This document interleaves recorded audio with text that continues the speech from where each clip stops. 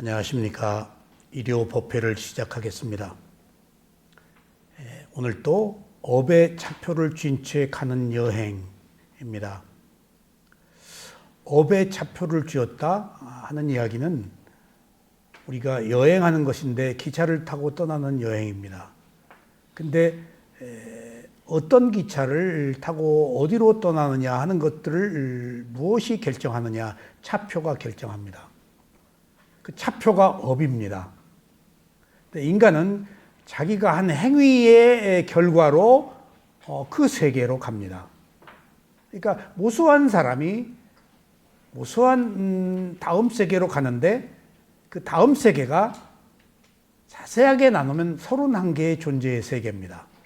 그것을 크게 나누면은 사악도는 지옥, 축생, 악귀, 아수라, 행복이 없고 불행만 있는 세계.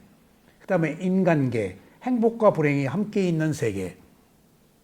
그 다음에 욕계천상, 거기는 아주 아름답고 행복하고 남녀가 있는 사회. 그것을 욕계천상이라고, 천신들입니다. 그러면 사악도, 인간, 욕계천상, 그 다음에 색계천상, 무색계천상. 색계는 선정수행을 해서 이루는 선정. 색계 선정수행을 하면 색계 이루고, 무색계, 몸과 마음을 벗어난 그런 세계의 수행을 하면은 무색계, 선정수행을 하면 무색계 태어나고, 여기서 색계, 무색계를 범천이라고 합니다. 범천. 근데 인도 카스트 제도에서 색계, 무색계를 범천이라고 하는 세계를 브라흐만들은 자기의 세계라고 합니다. 그래서 그 고귀하게 생각하는 거예요. 그래서 카스트 제도가 유지되는 거예요. 모든 그 시스템이 이런 그 차별화된 것이 브라흐만들 지배 계급이 자기들은 색계, 무색계, 범천의 우월한 생명이라는 어떤 선입관 때문에 그런 차별이 가능합니다. 어쨌든지 자기 행위대로 가는 세계가 31개인데 각자 기차표에 따라서 다르다. 그 기차표가 업이다. 그러니까 여기서 한 가지 보세요. 이게 윤회거든요. 다음 세계로 간다는 게 윤회를 인정해야 돼요. 근데 윤회를 인정하지 않을 수도 있죠. 근데 한 가지 우리가 의문을 가지면 돼요. 사람들이 왜 다른가? 왜 축생으로 태어나고 인간으로 태어나고 또 우리가 모르는 다른 생명으로 태어난다고 하는데 왜 그런가? 왜 인간으로 태어났어도 얼굴이 다른가? 수명이 다른가? 지능이 다른가? 빈부가 다른가?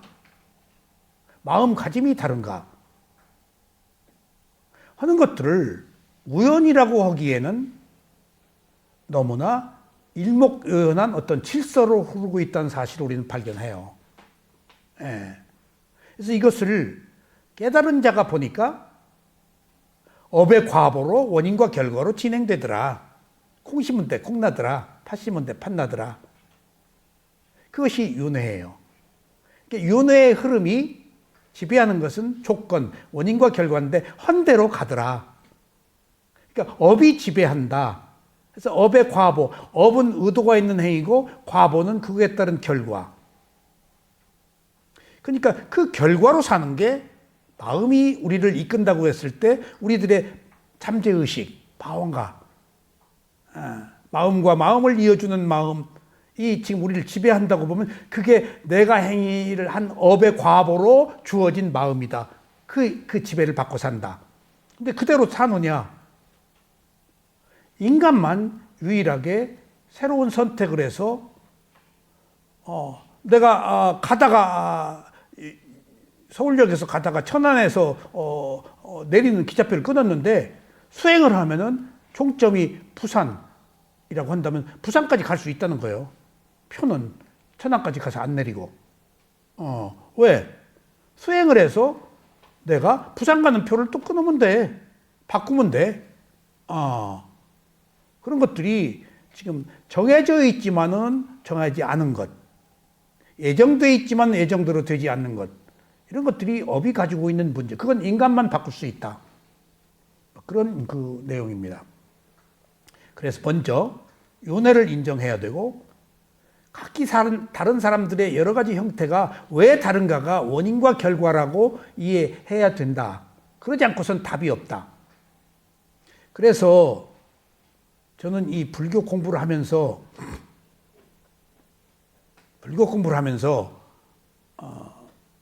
손오공, 여의봉 같은 그 하나 좋은 무기를 발견했는데 업이라는 무기를 발견했어요. 업이다 하면 답이 나와요. 그럴 수밖에 없어요. 업은 원인과 결과니까. 그래서 제 친구가 타노 스님 제자 친구가 설법대 나와가지고 오늘 대학교 총장까지 했는데 그 친구를 만났는데 결혼해서 딸아이 낳았는데 죽었다고 슬픔에 빠졌겠죠. 젊어서. 그래서 타노 스님 제자니까 스님한테 그 얘기를 했대. 죽었다. 그러니까 타노 스님이 딱 한마디 하시더래. 업이구만? 그러시더래요. 업이구만? 근데 우리가 업이구만 하는 것하고 타노 스님이 업이구만 하는 것하고 다르잖아. 받아들이는 강도가. 이게 인연의 질과 양의 문제야. 질이 깊지. 그러니까 신뢰하는 사람이. 여기서 한 가지 재밌는 일은 지휘자가 무엇을 어떻게 지휘하느냐에 따라서 음악이 확 달라요. 심포니. 근데 그 카라얀 같은 사람 이제 돌아가셨죠. 카라얀은 자기가 지휘할 곡을 그렇게 연구를 해요. 그리고 음을 다 이해하고. 근데 카라얀이 베토벤 심포니 할 때 조금 빨라요. 격렬하게 몰아붙여요. 근데 어느 지휘자의 고민을 들었어요. 지휘자에 따라서 음악이 다르냐? 다르대. 왜 다르냐? 그랬더니 연주자들이 훌륭한 지휘자 같으면 열심히 한대. 이름이 없는 지휘자는 건성으로 한대. 이게 막 뭐라고 붙이고 이거 어쩔 수 없다는 거야. 사람이 사는 사회에 그게 가능한 일이구나. 그러니까 제 친구가 딸이 죽었다고 하니까 어린 딸이 업이구만. 그 한마디에 딸에 대한 모든 죽음에 대한 그 아쉬움 싹 털었다는 거예요. 업인데 어떡할 거예요? 업이구나. 근데 그때 내가 그 얘기를 들었을 때는 크게 안 받아들였어요. 근데 이 수행을 하고 업이 원인과 결과예요. 12연기안에 제일 중요한 거예요. 의도가 있는 행위. 그러니까 지은 대로 받는다는 거예요. 그러니까 원인과 결과가 불교의 기초 초석이거든요. 그러니까 원인과 결과라는 12연기의 연기적 구조를 이해하면은 뭐가 해결된다? 불교에서 제일 중요한 거예요. 아니에요. 괴로움은 무상고무화를 알아야 돼. 무엇이 해결된다? 원인과 결과가 무엇에서 해방되는 청정이야? 의문에서 해방되는 청정. 궁금증이 사라진다는 거예요. 의문이 사라지면 12연기의 원인과 결과로 원인과 결과니까 업이니까 그거에 기인한다면 의문이 다 사라져버려서 온전하게 수행을 할 수가 있다는 거예요. 그 의문에 사로잡혀 있는 한 답을 못 얻기 때문에 정진 못 한다는 거예요. 그럴만해서 그랬다라고 인정해야 된다는 거예요. 그게 원인과 결과예요. 그게 업사상의 위대함이에요. 그래서 그 뒤에 저도 아주 슬픈 일, 비참한 일, 그런 일을 경험하거나 그런 일을 주위에 있는 것들을 겪을 때마다 업이구나 하고 빠져나와요. 그러면 그때 제가 느낀 거야. 업이구나 하고 객관화해서 그 현상에서 빠져나오면은 뭐가 보이느냐? 누군가가 겪는 고통과 슬픔 그 비탄이 고통과 슬픔 비탄으로 그치지 않고 하나의 다음을 기약하는 반전의 기회야. 받아들이면. 못 받아들이니까 문제지. 가족끼리 어떤 문제가 생겼어. 제가 10년 전에 여기 오는 차 박사님 가족에 뭐 틱장애가 생겨서 죽어 그냥. 걔가 지금 성장했어요. 걔 어려서 그냥 병원에 걔 침대 놓고 보고 나중에 보니까 이놈이 틱장애네. 걔가 미얀마 정인연마 그때 같이 갔던가? 차 박사 손자?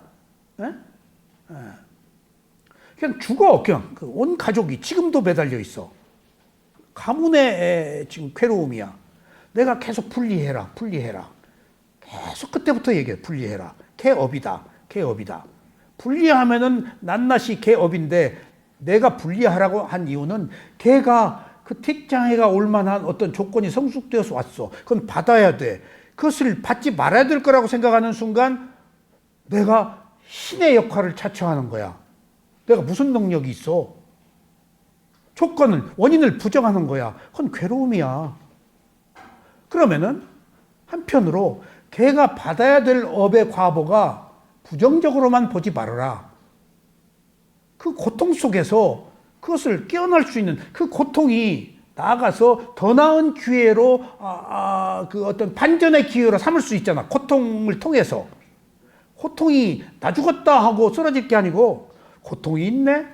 라고 고통을 통해서 내가 더 나은 세계로 갈 수 있는 기회로 삼으라 얘기야.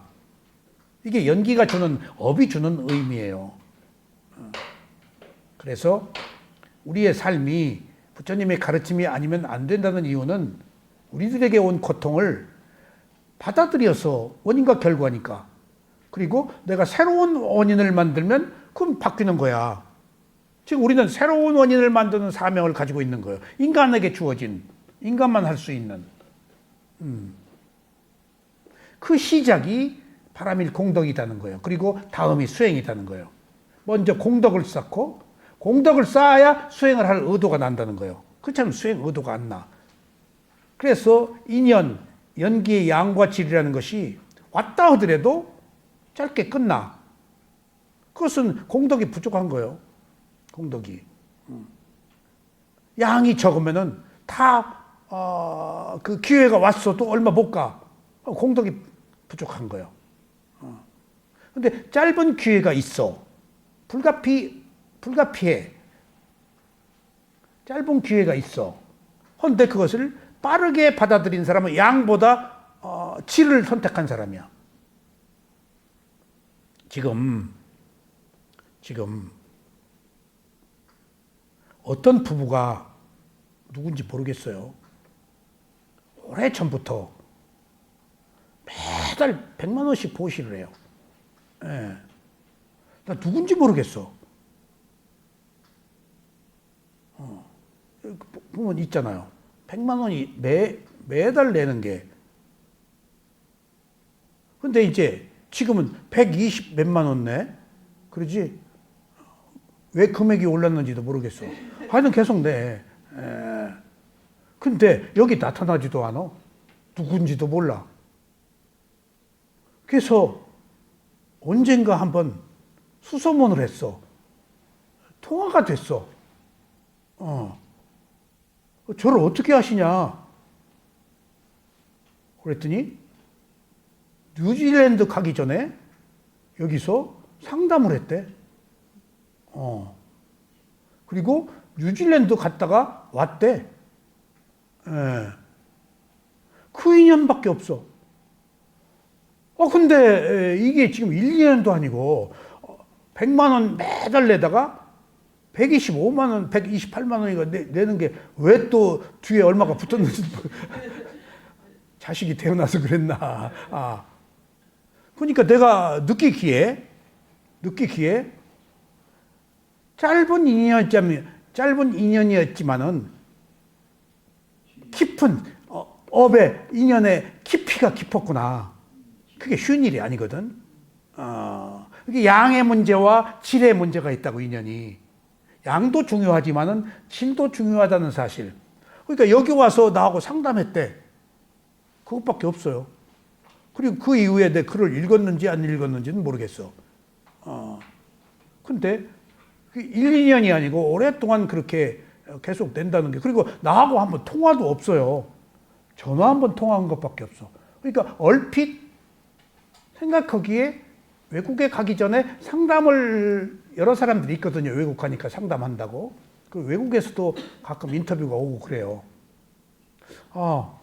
인연이라는 것은 도무지 종잡을 수 없는 것이구나. 내가 어떻게 하려고 해두는 게 아니야. 상호적인 교감이야.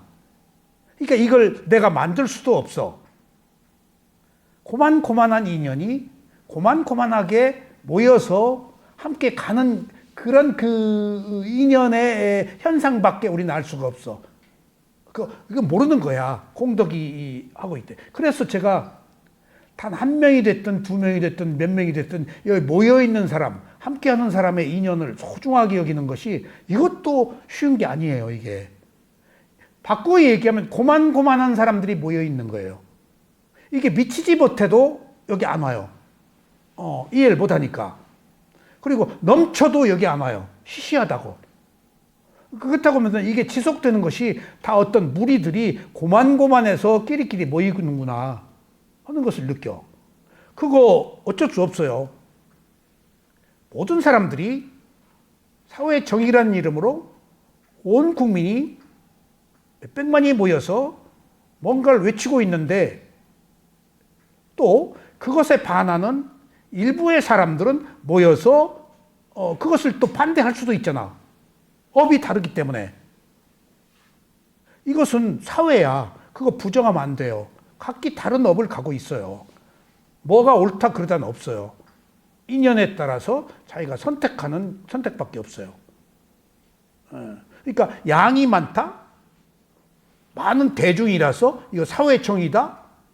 하는 것으로 답을 얻을 수는 없어요. 상대편이 있잖아. 상대편의 입장에서는 이쪽이 지금 기분 나쁜 거예요.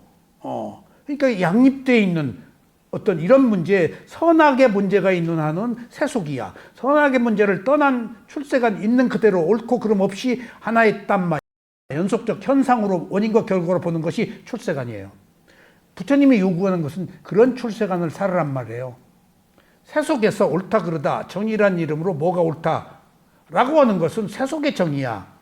근데 그런 세속의 정의를 떠나서 옳고 그름 없이 땀마 무엇이 됐든지 하나의 현상으로 보고 마지막에 무상고부화를 알아서 집착을 끊는 것만이 답이다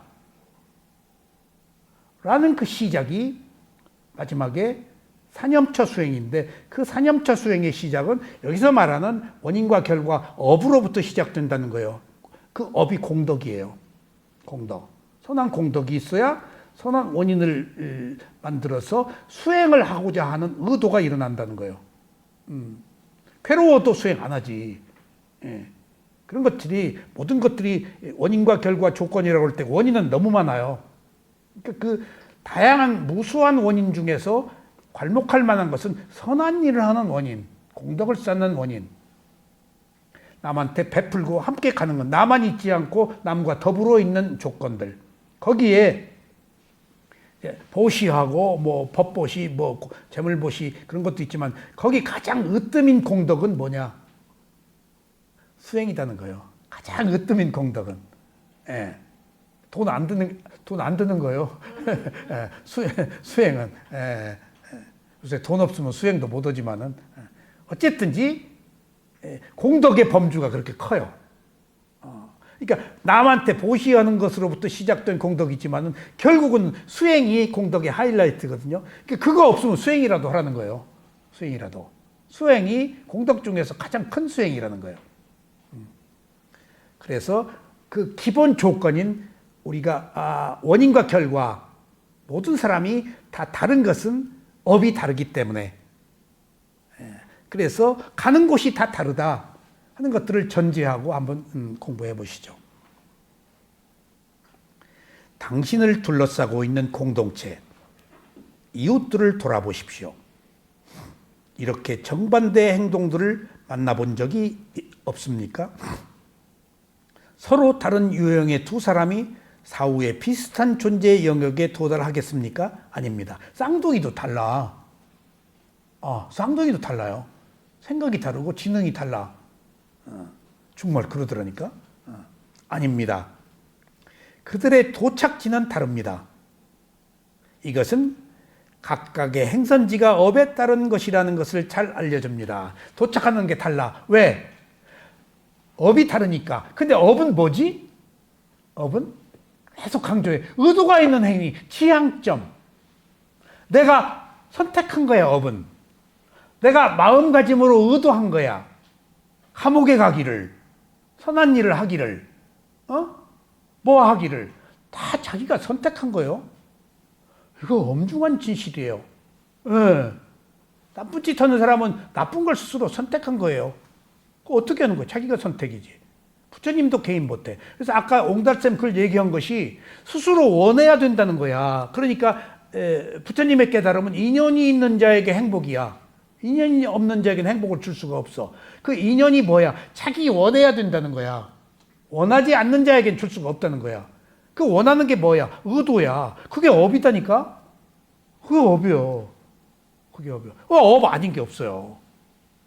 업으로고 딱 보면은 의문이 풀려. 그러니까 아까 제가 어떤 슬픈 비탄에 빠졌을 때도 딱 업이야. 라고 보면은 어느 어머니가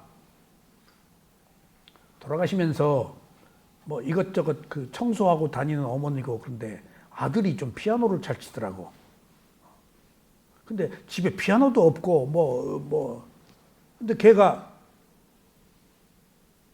어머니가 여기저기서 청소 막 CD 뭐 그런 거 막 갖다가 아들 보고 피아노 치라고 그러고. 근데 얘가 재능이 좀 있어요. 그러니까 어머니가 아들하고 그 어린 아들하고 초등학교 다닐 땐가 아들하고 둘이 살면서 올인을 하는 거야. 아들이 피아노에. 그냥 누워서 끙끙 암으로 죽어가면서도 아들에 대해서. 그것들이 이제 매스컴에 탔어. 가지고 금난새가 걔를 피갑해가지고 저기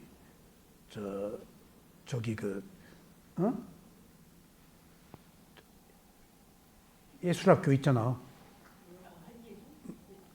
아니 중학교, 중고등학교. 예원.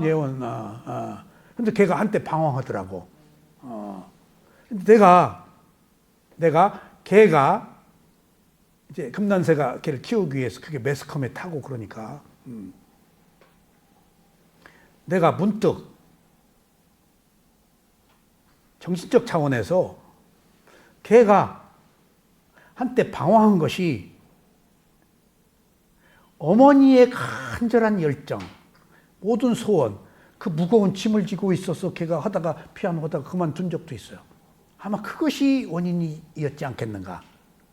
그러니까 어머니가 죽어가면서 막 그 누구 아들 우리 아들 누구 용준인가 막 그 처절한 그 염원이 아들에게 나는 안 좋게 작용했으리라고 봐.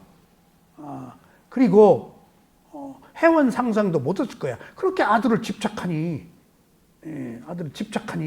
어디 뭐 좋은 데로 가겠어? 집착하면은 안 좋은 데로 가요.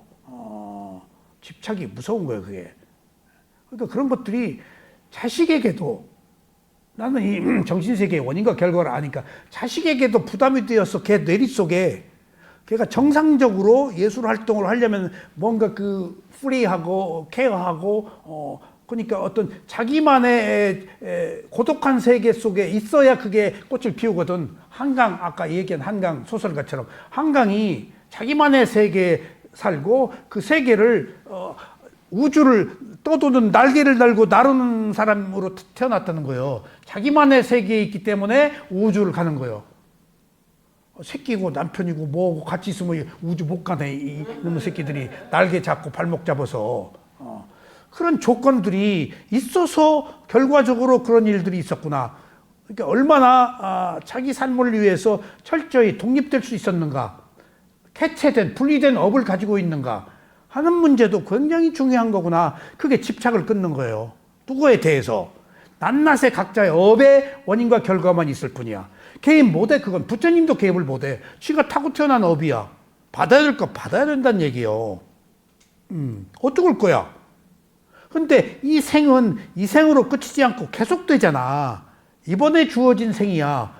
마땅히 이번에 주어진 생을 받아들여서 다음 생을 슬기롭게 하면 되지. 이번 생으로 끝나는 게 아니잖아. 미시적으로 보지 말고 거시적으로 연애하는 삶 속에서 잠시 이 생에서 겪어야 될 고통이네 라고 하고 다음 생에 현재의 그 고통을 받아들여서 다음 생을 준비하면 되지. 잠깐이에요 이거. 그러면은 현재 나에게 주어진 고통이 별거 아니에요. 이게 우리 마음가짐이에요. 한 생각이에요. 어떻게 받아들이냐에 따라서. 근데 그것을 문제로 삼고 고통스러워 하면 내가 키우는 거야. 그러면 새로운 원인을 만들지 못하는 것이지.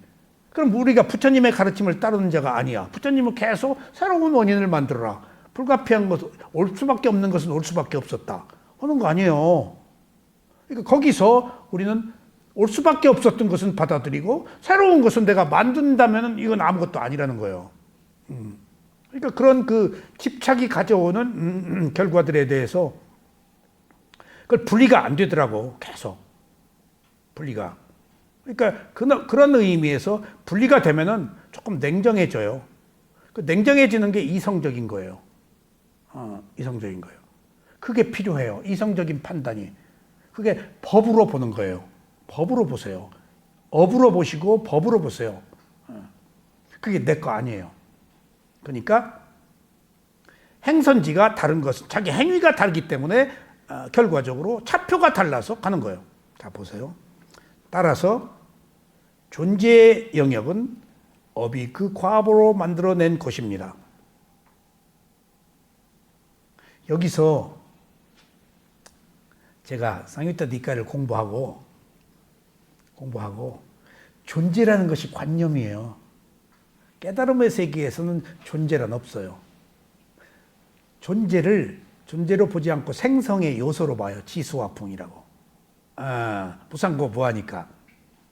근데 존재란 말을 담마키티 스님이 잘 안 쓰려고 그래요. 나도 자꾸 존재 썼다가 지우고 생명 그렇게 바꿔요. 근데 나도 덫에 걸려 있어요. 존재란 말을 안 쓰려고 하는. 그리고 제가 또 한 가지 어떤 그 자연스럽게는 그냥 부처님이라고 그래요. 꼭 글을 쓸 때는 부처님이라는 얘기를 제가 안 쓰려. 나도 모르게 붓다라고 써요. 부처님 하면은 그냥 너무 매달려서 맹신적으로 믿는 그 불교 신다처럼 이해가 될까 봐서 붓다 하면 좀 객관성 있잖아. 내가 부처님이라고 안 쓰고 이런 경우에는 부처님이라고 써. 근데 글은 딱 붓다라고 쓰고 싶어 해 내가. 그러니까 그런 그 이중적 마음이 있어. 붓다라고 쓸 때는 내가 좀 이성적이야. 그리고 기복이 없는 느낌이 있어서 붓다라고 쓰는 거야. 그러니까 그런 것조차도 내가 느껴. 그러니까 우리 마음이 지금 뭔가 진리가 있어도 그것을 선택하고 그것을 그 체득화하지 못하고 이중적으로 다 받아들이고 있거든요. 그런 갈등 속에서. 그래서 존재의 영역이라고 할 때 여기서 제가 한 가지 해방이 존재의 영역이라고 그래서 존재란 말 안 쓰려고 하다가 존재란 말을 어느 경우에 쓰는데 무엇 때문에 쓰느냐. 여기서 또 제가 해방을 하나 찾았어요. 아라한은 세속의 언어를 쓰되 알고 쓴다. 세속의 언어는 존재야. 출세간의 언어는 생성이야. 존재라고 쓰면은 너가 생겨버려. 인상, 아상, 중생상, 수자상이 생겨버려. 금강경에. 근데 테라와다 니카야에는 인상, 아상, 중생상, 수자상 없어. 없어.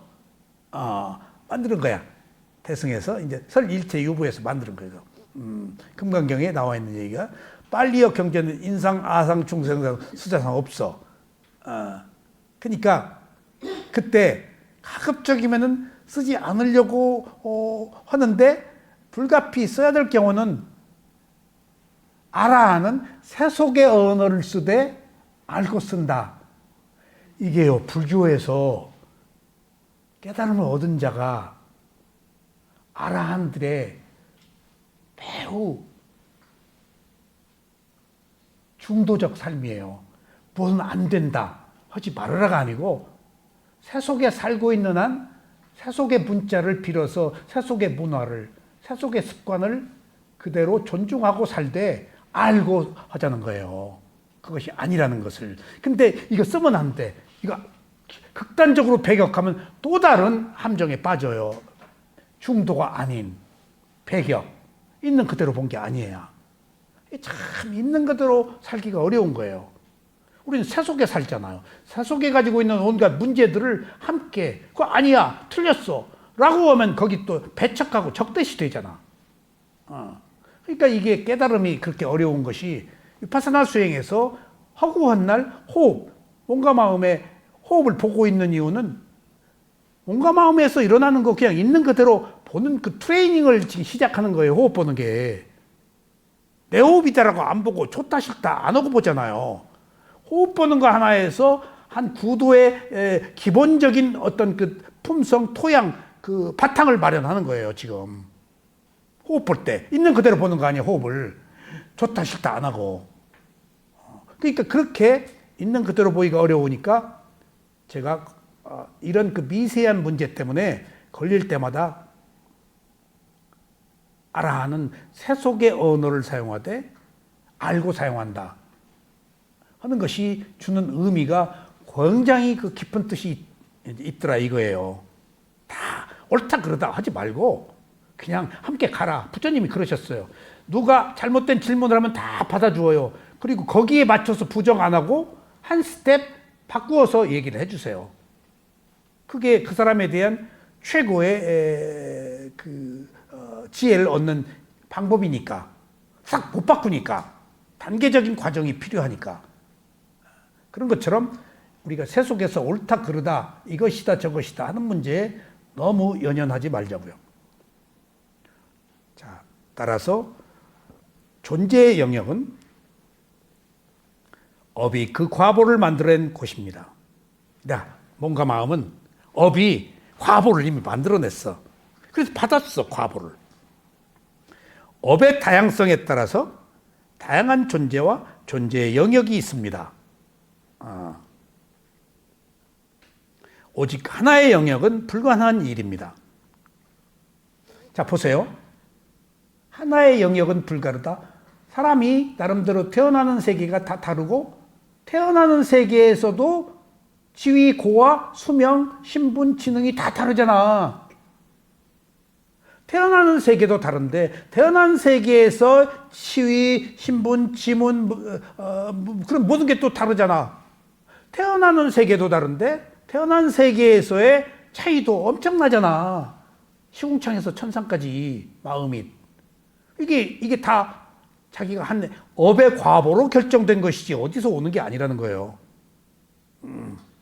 여기서 우리가 한 가지 중요한 사실은 태어난 세계가 다르고 태어난 세계에 사는 사람들의 지위, 신분, 그런 영역이 다르다고 볼 때 그것을 잘 들으세요. 그것을 기본적으로 우리가 구별할 수 있는 단계는 어디서부터가? 세계도 달라. 태어난 세계에 있는 모든 신분이나 그런 모든 것들이 달라. 영역이 달라. 영역이 다르다는 것을 최초로 어디서 발견해야 될까? 은현 씨. 영역이 달라. 몸과 마음이에요. 어떻게 한국 명상은 얼마나 나오셨어? 몸과 마음이 몸의 영역과 마음의 영역이 있다는 것을 부처가 최초로 발견한 거예요. 물질적 영역과 정신력. 그래서 위파사나 수행의 1단계 지혜가 나마 루파 파리째다 냐나, 정신과 물질을 구별하는 지혜예요. 그러니까 우리는 영과 육신을 하나로 보았어. 분리가 안 됐어. 그러니까 분리가 안 되니까 이게 딱 붙어버려가지고 마음이 실체가 밝혀지지 않은 거예요. 그리고 서로 종속적으로 보고. 근데 부처님이 깨달음을 얻을 때 그래서 위파사나다 찰나산매가 필요한 거야. 깊게 들어가지 말아라. 무상으로 찰나간에 무상으로 일어나고 사라진 연속적 현상으로 접근해라. 보니까 그러기 위해서는 몸의 영역과 마음의, 우리가 몸과 마음을 가지고 살잖아. 몸의 영역과 마음의 영역이 다르다. 물질적 영역과 정신적 영역. 제가 웅달샘 글에 한번 썼죠. 몸이 마음에 속해 있냐, 마음이 몸에 속해 있느냐가 철학의 과제였어요. 그래서 부처님한테도 우파니샤드, 베다 이런 학파에서 마음이 몸에 어디에 머무냐, 뇌에 머문다, 심장에 머문다, 막 주장이 달랐거든. 물었더니 부처님이 뭐라고 그랬지? 몸과 함께 있다.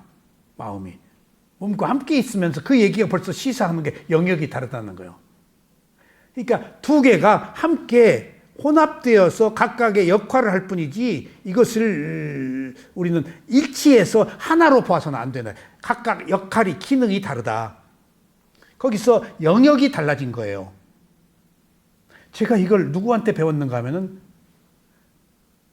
모곡사야도의 제2자인 우소바노 사야도한테 함스님하고 12연기 배우면서 물질적 영역과 정신적 영역이 있다는 것을 처음 들었어요. 우소바노 사야도한테. 12연기가 주는 큰 의미예요, 이게.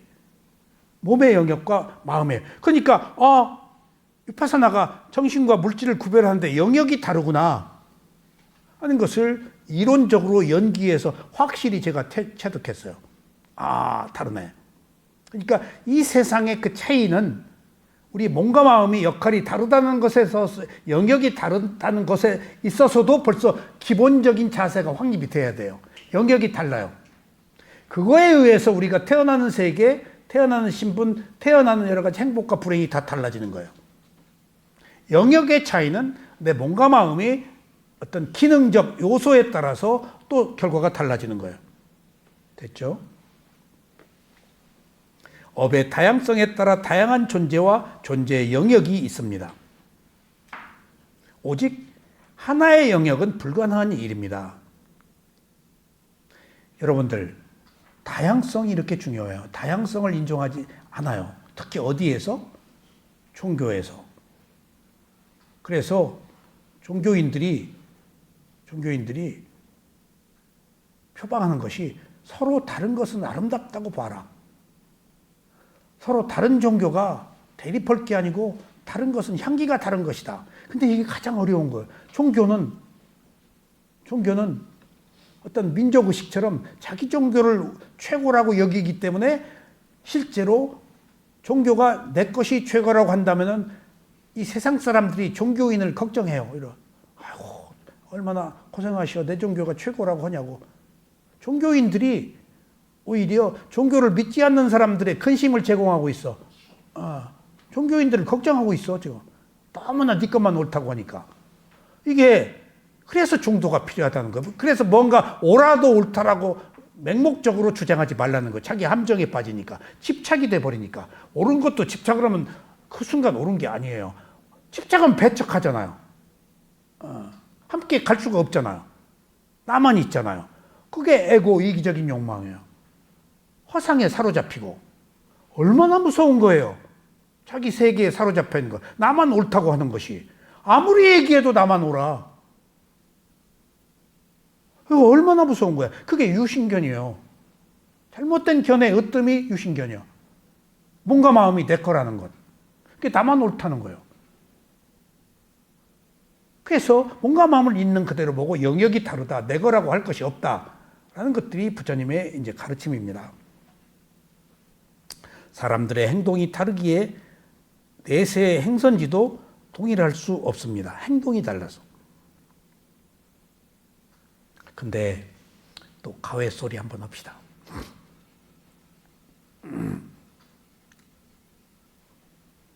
저는 금강산을 한번 갔다 온 뒤에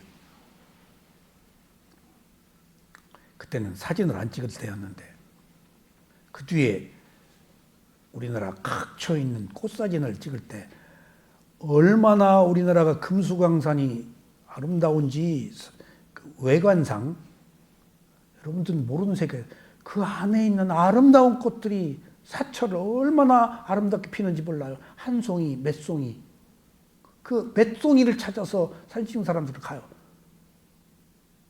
백령도 어디 그 강원도 어디를 갔는데 백령도 가기 전에 대청도에 있는 꽃이 어디 강원도 어디 있대.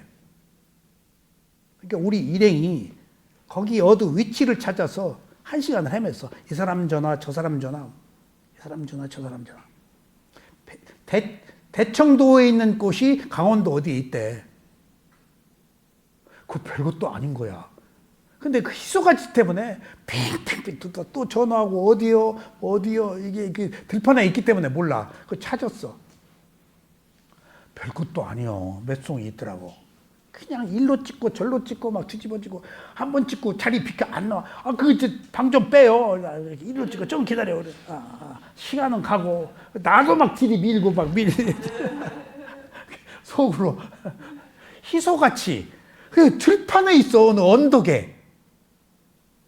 근데 그것이 아닌 곳곳에 우리가 모르는 아름다운 꽃들이 군락을 이루는 곳도 있어요. 그렇게 아름다워요.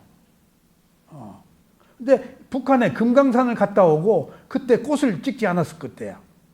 근데 묘왕산, 먼 산 우리가 가끔 통일되면 북한에 꽃 찍으러 갑시다. 꽃 찍으러 갑시다. 이미 결의가 돼 있어. 꽃 찍으러 갑시다. 북한에 꽃 없을 걸 아니야. 꽃이 더 많습니다. 왜? 나무를 잘라야 야생화가 있거든. 나무 있으면 그 그늘에서 야생화가 없어요.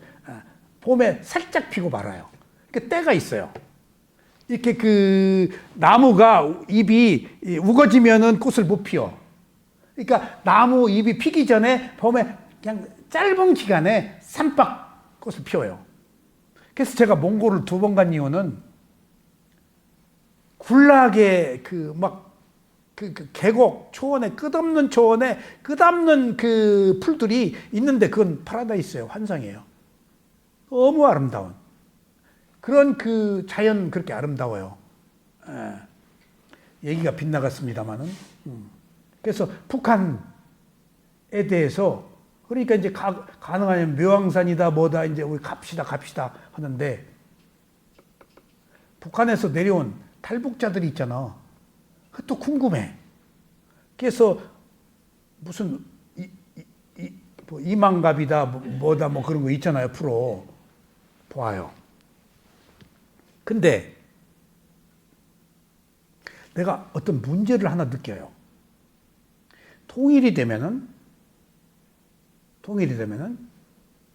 북한 사람들이 여기 와서 보인 태도 그것들이 문화가 다른 이질적 사회에서 어떻게 융화를 이루고 무리 없이 어떻게 조화를 이룰까?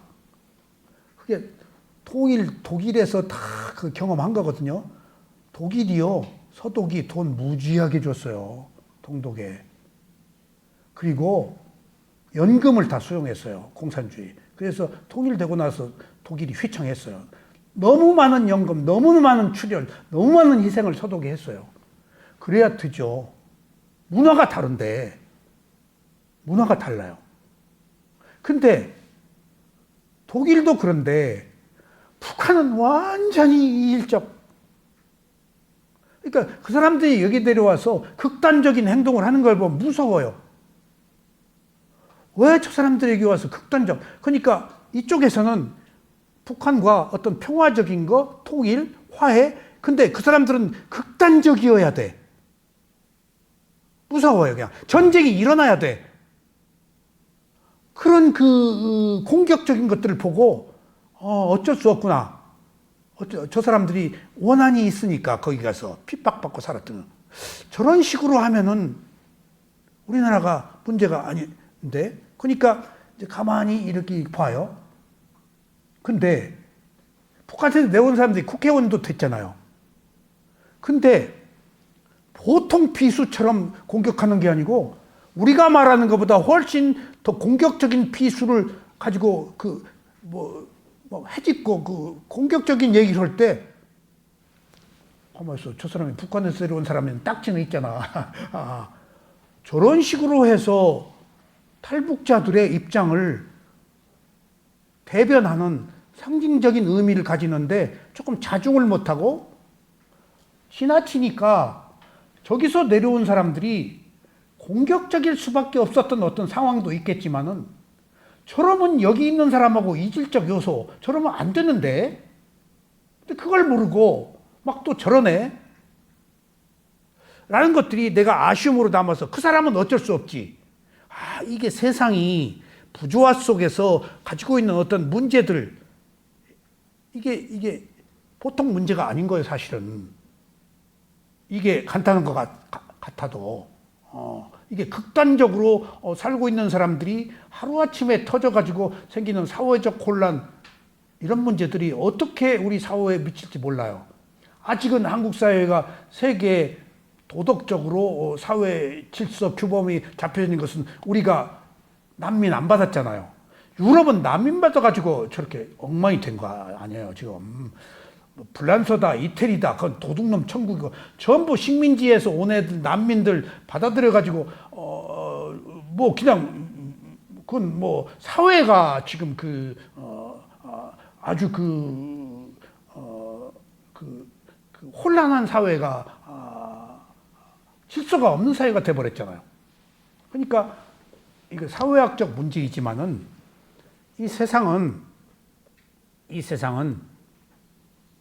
점진적인 개혁도 필요하고 또 어느 순간에 일시에 닥쳐온 그 문제들을 우리가 어떻게 대할 것인가에 있어서 제 느낌이에요.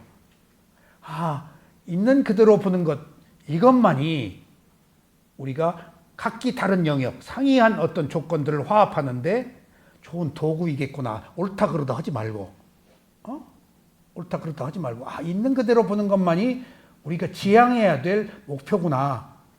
부처님의 가르침의 위대함을 자꾸 더 느껴. 이런 어떤 사회적 문제 혼란 속에서 다 옳다 그러다 하지 않는데 하지 않을 수가 없잖아요.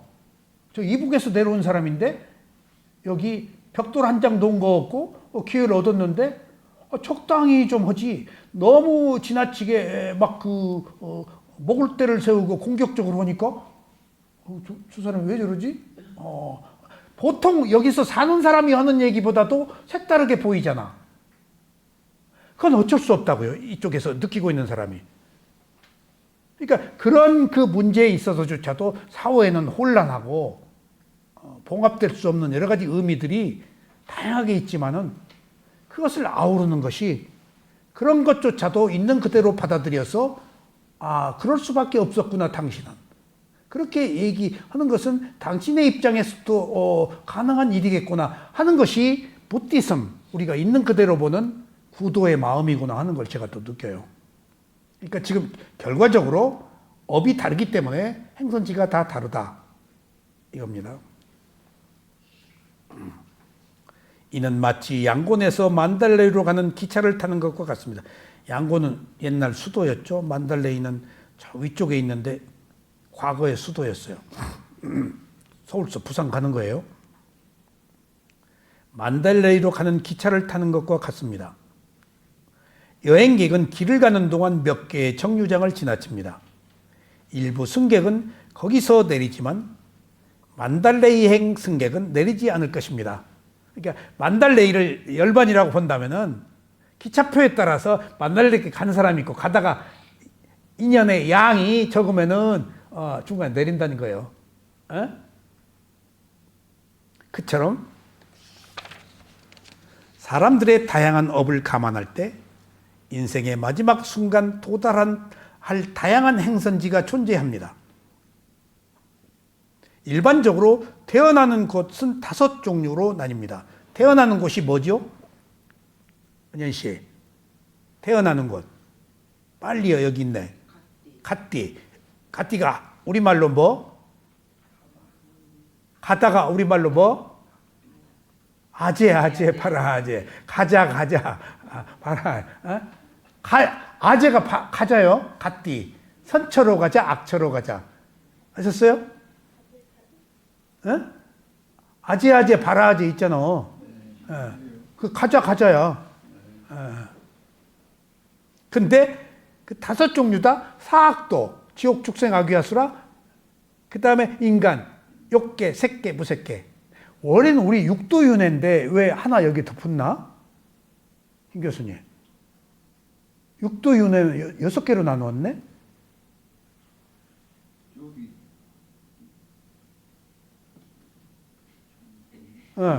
육도윤회라고. 얼른 찾아봐. 예. 빨리어에서는 5개로. 이따 얘기해요. 세상사를 살다 보면 사람들이 가고자 하는 방향으로 이동한 사실을 알 수 있습니다. 정말로 다 자기 방향이 있어요. 너는 어느 방향으로 가는지 모르지? 넌 아직 정체 없어.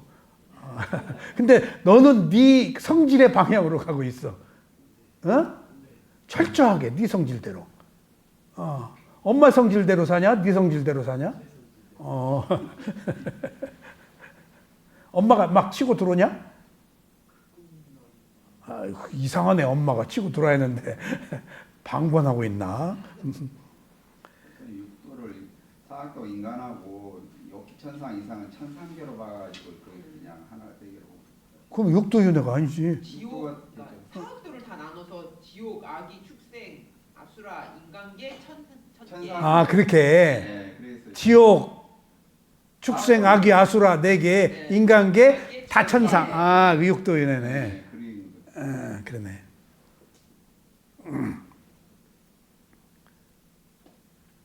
세상사를 살다 보면 사람들이 가고자 하는 방향으로 이동한다는 사실을 알 수 있습니다. 어디로 가는지 알고 싶으면 단지 승차권을 살펴보면 됩니다. 승차권. 그게 업이야, 승차권이. 예.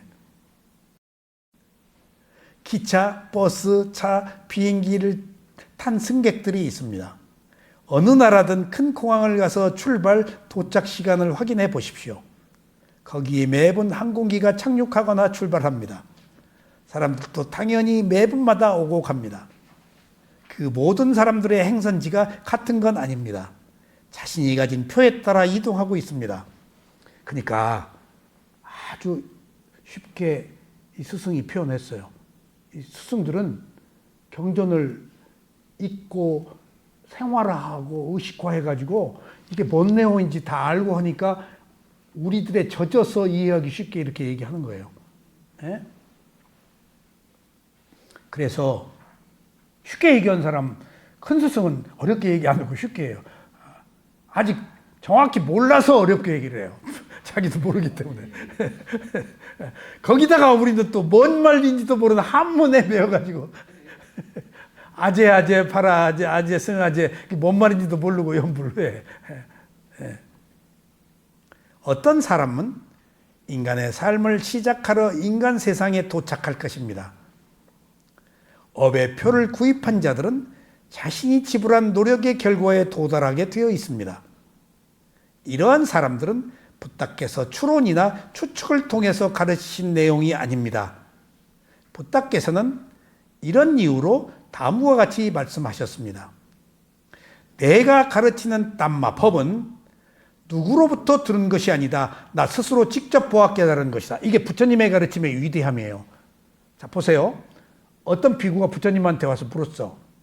근데 그 답변을 안 하고 부처님이 그 사람한테 뭐라고 그랬어? 그거 네 얘기냐? 누구한테 들은 얘기냐? 그때 그 깨달음을 주고 싶었던 거야. 그 네 얘기냐? 누구한테 들은 얘기냐? 그러니까 문사수라고 먼저 듣고 사유하고 지혜인데 과정이 있잖아. 근데 해 이전에는 그냥 누구한테 들은 이야기야. 그 시작이야. 아직 자기 개발은 안 된 거야. 근데 그 과정이야. 누구한테 들은 얘기냐? 그러니까 제가 누구한테 들은 얘기입니다. 그러니까 또 물어. 그럼 그 사람은 또 어떻게 알았냐? 그러니까 그 사람도 누구한테 들었을 것 같습니다. 또 그 사람은 그러니까 그 사람도 누구한테 들었습니다. 누구한테 들은 얘기는 진실이 아니다. 마지막에 내용인즉슨 그냥 다만 들었을 뿐이지 듣고 문화라고 그래서 뭐라고 그래서 남이 얘기했다고 그래서 그건 진실 아니다. 네가 체험해야 진실이다. 응?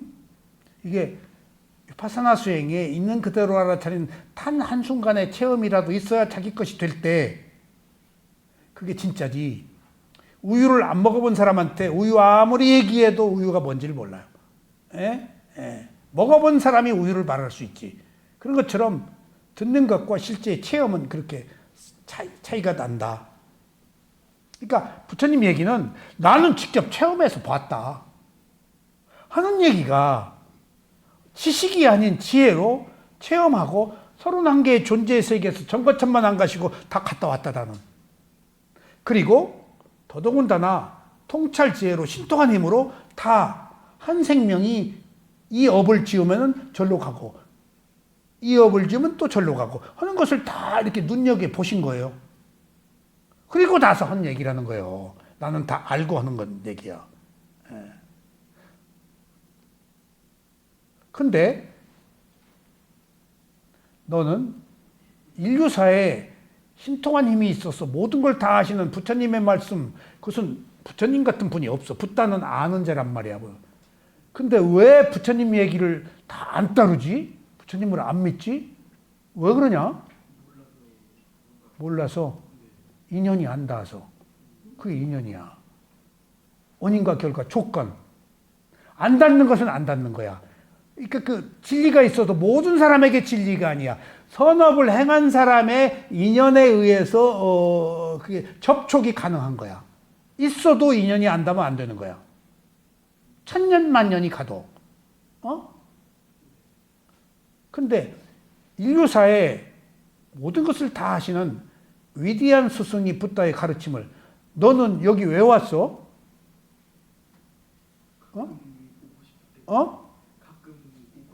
인연이 있어서. 그 인연은 무엇이 만들어? 네가 선한 마음을 해서 네가 선택한 거야, 의도로. 과거나 지금이나. 근데 네가 왔어? 엄마가 가자고 그래서 왔어? 엄마는 도구야. 네가 엄마가 짜장면 사준다고 그래도 안 간다고. 네가 선택한 거야.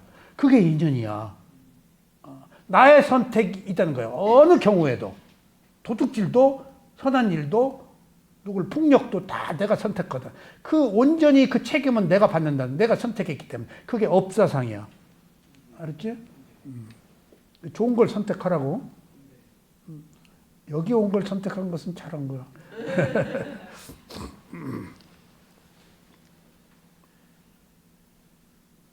그래서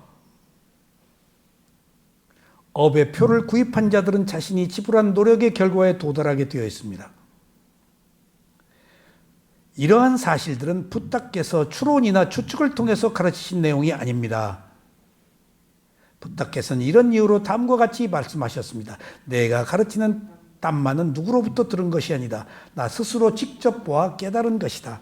여기서 리얼리티, 실제 있는 그대로 보는 지혜, 그게 천안통 뒷바짝구 아빈냐.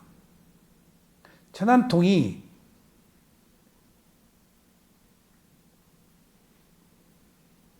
각자의 업에 따라 태어나는 곳을 다 보는 것을 천안통이라고 그래. 에? 오신통 중에서 숙명통, 천안통, 천이통. 천안통은 업이 움직이는 걸 다 보이는 거예요. 지혜로 붓다께서는 전 존재의 세계를 볼 수 있었습니다. 전 존재. 이렇게 오고 저렇게 가고, 이렇게 오고 저렇게 가고. 근데 인간이 어디로 가는지는 몰라. 인간 세계가 아닌 생명은 어디로 가는지 알아, 부처님이 다. 그건 선택권이 없기 때문에. 인간만 선택권이 있기 때문에 바뀌어. 그 사람이 이동하는 곳, 지금 이 사람은 악을 저지르고 있구나. 그 사람이 이동하는 곳, 마침내 도달하는 곳, 붓다는 그곳을 볼 수 있었습니다. 이렇게. 붓다는 법문에서 비유를 통해 인간의 각기 다른 행선지를 설하셨습니다. 마치마니까야에 이런 경전이 한 인간이 어떻게 옮겨가는 것을 마치마니까에 50개의 경들의 수타를 묶어놓았대요. 자, 그러면 이제 5 행선지예요. 자, 보세요. 조금 하다가 5 행선지 여기 짧게 나와 있어요. 근데 지옥, 축생, 악귀, 사악도, 인간, 욕계, 색계, 무색계, 마하테라 책에 조금 자세하게 나와 있어요. 이거 하고 마하테라 책으로 가서 31개의 존재의 세계에 대해서 한번 마무리하고 끝내자고요. 근데 제가 이것을 꼭 하고자 하는 이유가 존재의 세계라고 그래서 지옥, 축생, 악귀, 아수라, 인간계, 사천왕천, 욕계천상, 색계, 무색계 이것을 했는데 이 스승의 가르침이 이걸 꼭 해야 되겠구나. 이게 이 세계에 대한 설명이 아니고 전체적으로 조명하고 인간이 본 시각으로 이 글을 쓰셨어요. 색다른 접근이에요. 나중에 이거 얘기하자고요. 그러니까 지옥은 어떻고 뭔 어떻고 라고 그 자체의 세계를 설명한 게 아니고 전체로 보고 원인과 결과로 흐르고 있는 인간의 시각으로 그 표현한 존재의 세계들이야. 이거 또 다른 전엔 모르고 봤어요. 이렇게. 그런 의미, 시각이 우리가 본 시각이야. 31개의 존재의 세계를 어떻게 흘러가고 있는가. 그러니까 그 자체로만 머물면은 큰 의미가 있는데 한 인간으로서 육도윤회하는 세계 속에서 어떤 조건들, 시각이 달라. 원인과 결과로. 인간이 본 시각이야. 그래서 이걸 꼭 해야 되겠구나 싶어요. 시간 많이 됐나요? 1시간 1분이요. 예, 조금 더 하죠. 5 행선지, 서로 다른 행선지로 인도하는 5가지 경로가 있습니다. 그 길 가운데 하나는 불타는 거대한 숯구덩이에서 끝납니다. 부다께서는 이 사람은 불구덩이로 이어진 길을 걷고 있다. 것을 볼 수 있었습니다. 그곳에 도달해 그는 추락합니다. 고통이 시작됩니다. 어떤 사람은 지옥에 떨어진 사람입니다. 불선한 행위를 하는 사람은 누구든지 뜨거운 달궈진 숯 구덩이로 향하고 있는 것입니다.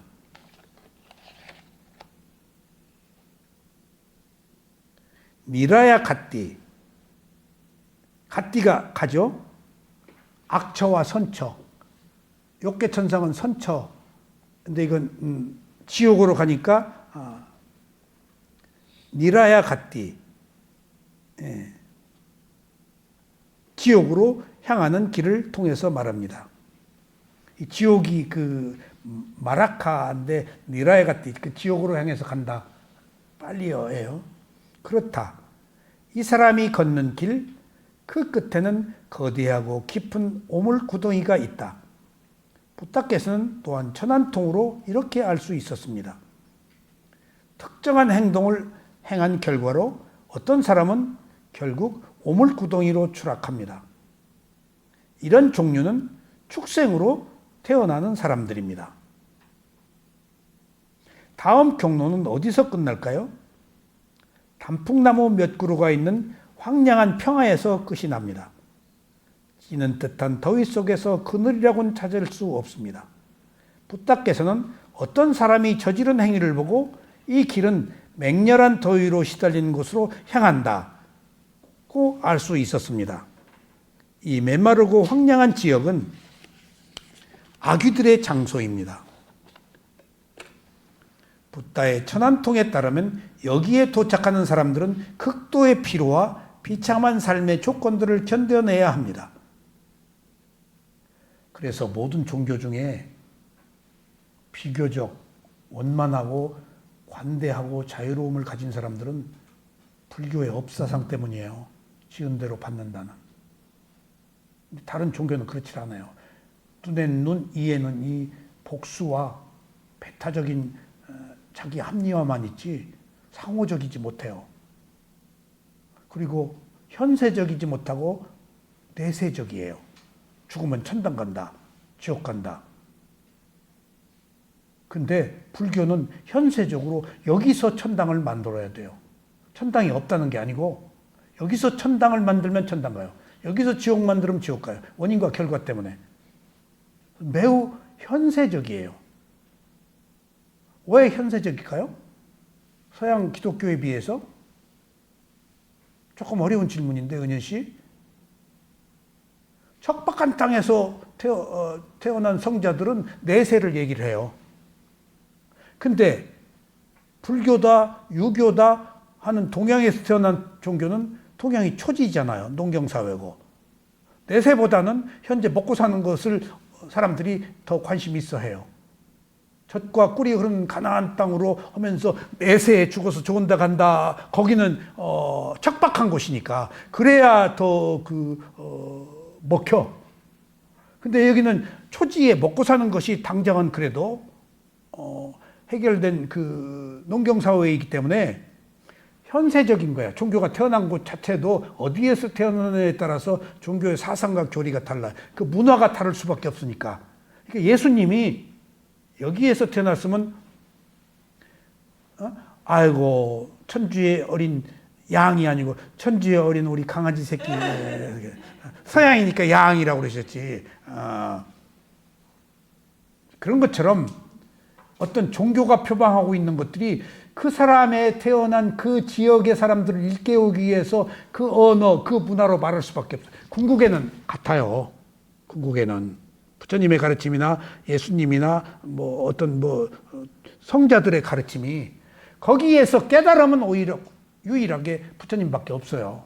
출세가는 없어요. 다른 데는 천상으로 가는 거지. 하늘께 귀하는 것이지. 해탈해서 윤회가 끝나는 것은 부처님의 가르침밖에 없어요. 그러니까 좀 특별합니다.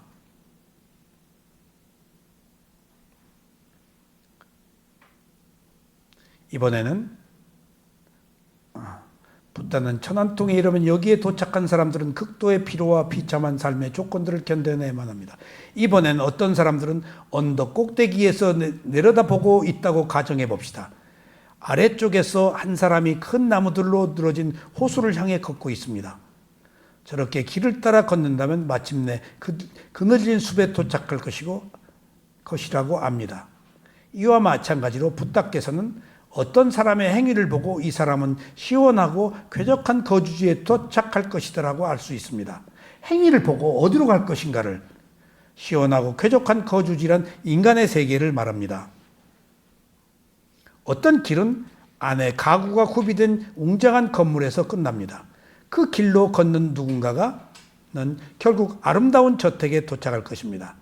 마찬가지로 붓다께서는 그 사람의 행동을 통해 그가 어떤 길을 택했는지 그 여정이 어디서 끝나는지 알 수 있습니다. 그는 평화롭고 행복하게 살 것입니다. 해로움과 위험이 없는 웅장한 건물에서 말합니다. 그는 천신 세계에 도착했습니다. 너무 아름답대요. 너무 아름답대요. 금은 보석이. 그리고 먹지도 않아요. 먹지도 않아요. 거기 다 먹는 게 해결돼요. 그걸 묘양산 대장경에서는 천신들이 염으로 산다. 염으로 산다. 라고 그게 있더라고. 염이 쌌띠. 알아차림으로 산다. 그래서 그 염으로 산다. 그래서 쌌띠를 빨리의 쌌띠를 한문에서는 염이라고 그러거든요. 그 기억, 한생각 기억 그렇게 표현을 했더라고요. 염으로 산다 천신들이. 붓다께서는 설법을 통해 위와 같은 비유를 하셨습니다. 각자가 행한 업에 따라 다양한 존재의 영역이 있다는 것을 드러내기 위해서입니다. 우리는 각각의 존재의 세계에 도달할 것입니다. 특정한 길을 따라가면 특정한 거주처에 도달합니다. 따라서 업을 알게 됨에 따라 우리는 서로 다른 종류의 업이 작용하는 것을 이해할 수 있습니다. 그 업들이 행위자를 데리고 가는 곳을 포함해서 말합니다. 업이 행위자를 데리고 간다. 그래서 자기가 하는 행위를 내가 엊그제 우스운 질문을 했어요. 단마켓 스님한테. 좋은 짓하고 나쁜 짓 했는데 그것을 좋은 곳에 가고 나쁜 곳에 가는 것이 염라대왕이 하냐 누가 하냐. 단마켓 스님이 뭐라고 그랬죠? 업이 한다. 업이. 그 말이 바로 이거예요. 업이 한다. 자기 행위에 대한 과보. 이렇게 우리 이 행위가 그렇게, 그러니까 우리는 그림자처럼 행위에 대한 결과를 받아있기 때문에 현재 나의 행위 과보는 내가 일으킨 과거의 행위로 받은 현재의 결과일 뿐이야. 뭘 탓하냐고, 뭘 아쉬워하냐고. 그런 내라고 알고 넘어가야지. 몰랐잖아. 이제 알면 되지. 모르는 과거의 삶들은 부끄럽잖아. 정말 부끄럽잖아요.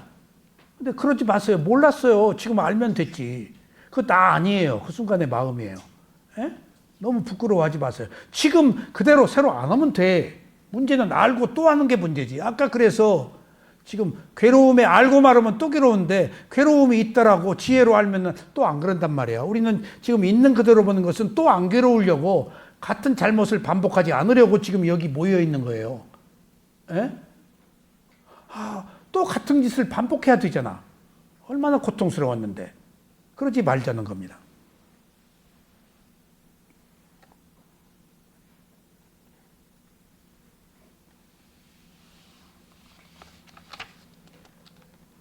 결국 다양한 존재들이 자신의 업에 따라 31개의 세계를 떠돌게 됩니다.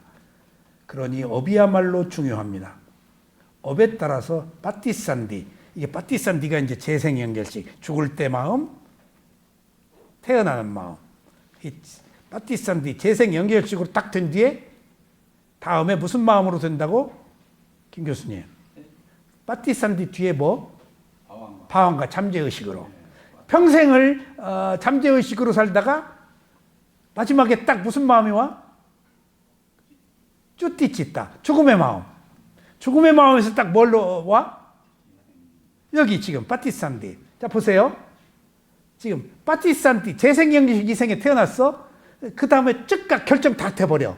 인간 뭐 천신 뭐 그리고 수명 뭐 다 업의 과보로 결정돼버려. 결정돼가지고 태어나. 예. 미경 씨 결정돼가지고 태어나. 그 남편 만나도록 돼 있고 그 아들 낳도록 돼 있어.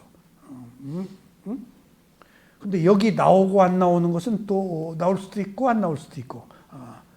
그래가지고 빠띠산드로 결정돼가지고 뜻각 그 뒤에 재생 연결식이야. 과보로 받은 마음이야. 참재의식이야. 참재의식이 꽤 계속돼. 그 다음에 마지막에 뭘로 딱 바뀌지?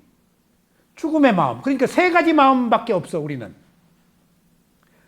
재생 연결식, 태어나는 마음, 아니 빠띠산디, 재생 연결식, 그 다음에 바왕같이 있다 잠재의식, 그 다음에 마지막에 쭈띠 찢다 죽음의 마음. 죽음의 마음에서 빠띠산디, 재생 연결식, 잠재의식, 죽음의 마음. 세 개의 마음으로 연애하는 거예요.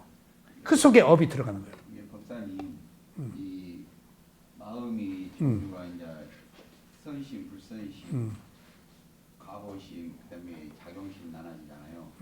이게 사람의 마음은 이 그 의식과 이게 선 의식과 다음과 같이 있다. 가보심이 계속 일어나는 거예요. 그렇지. 이게 제왕 그러니까 잠재 의식만 있는 건 아니야. 계속 의식이 들어오면은 마음과 마음을 연결해 준 마음이니까. 이 의식이 나오면은 잠재의식이 숨어요. 안 나타나요. 인식할 수 있는 마음이 나타나는. 멈춘 순간 바로 바움과 마음이 연달아서 일어나기 때문에. 근데 이 과보심이 그 의식, 내 과보심이 쭈띠짓다도 하나의 과보심이고, 아니 제와 빠띠산지도 그리고 죽음의 마음도 과보심이에요, 부산이. 근데 언제나 의식하고 이 바움같이 이 마음이 둘이 왔다 갔다 한다 생각하면은 정확해요. 의식이 들어올 때는 바움같이 다 없고 의식이 없는 상태는 바원과 짙어졌다. 이 두 가지 뭐라고 다시.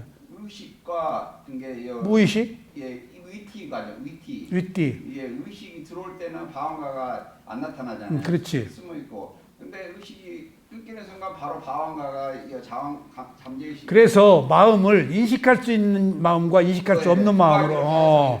그러니까 인식할 수 없는 마음 세 가지가 예. 워낙 빠르기 때문에 그 죽음의 마음, 재생연결시, 잠재의식이야. 네, 세 가지. 근데 세 가지 마음만 있는 게 아니고 네. 인식할 수 없는데 인식할 수 있는 마음은 선심, 불선심이 막 네. 나오지. 그 사이사이를 연결해 주는 마음의 기본 구성 요소를 말하는 거예요, 지금 이게. 자, 얼마 안 남았으니까 하고.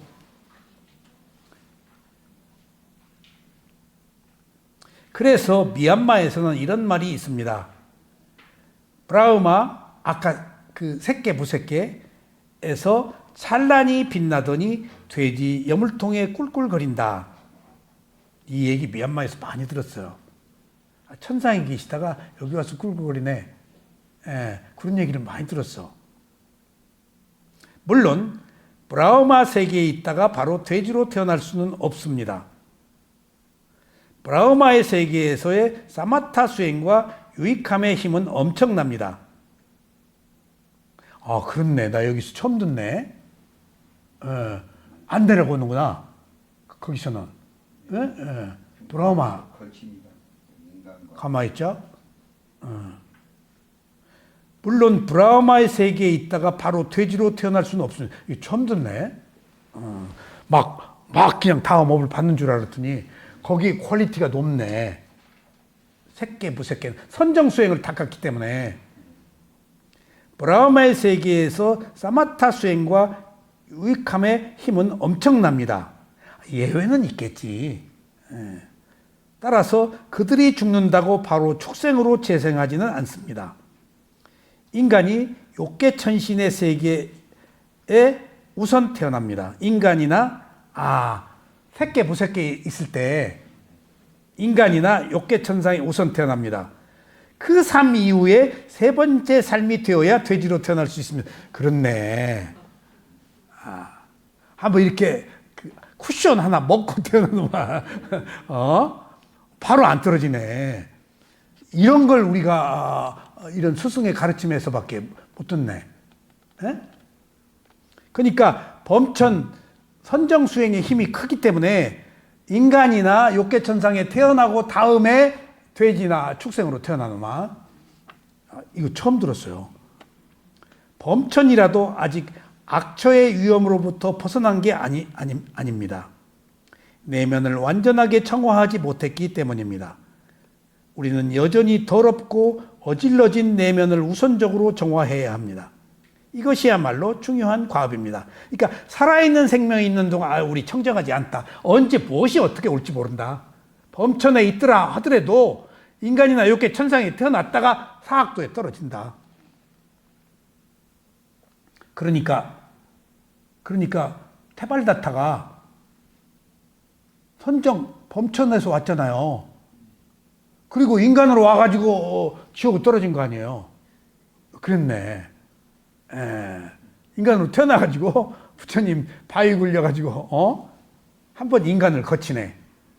인간이 모든 가능성을 다 가지고 있기 때문에 인간에서 교통정리가 되노만 일단 인간으로 와야 되네. 천상도. 그러면은 보세요. 그러면 이게 여기 나오는지 안 나오는지 모르게 지옥에서 바로 천상으로 못 가네 또. 인간으로 한번 왔다 가네. 경유지네. 은현 씨, 잘 알았지? 인간으로 태어났을 때 조심해.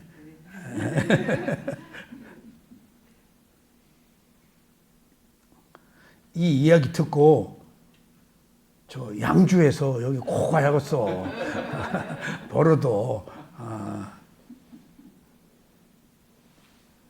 우리는 여전히 더럽고 어질러진 내면을 우선적으로 정화해야 돼. 그것 때문에 이것이야말로 중요한 과업입니다.